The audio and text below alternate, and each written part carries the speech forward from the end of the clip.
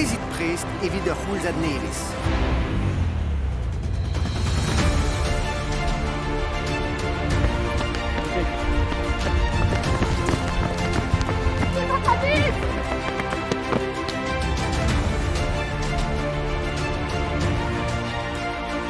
Bezit prest evit ur c'houlzad nevez.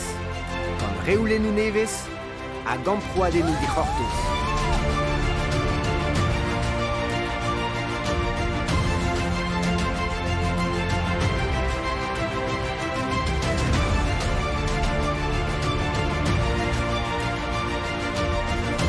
Bezit prest evit koulzad nevez foueterien er broioù balt.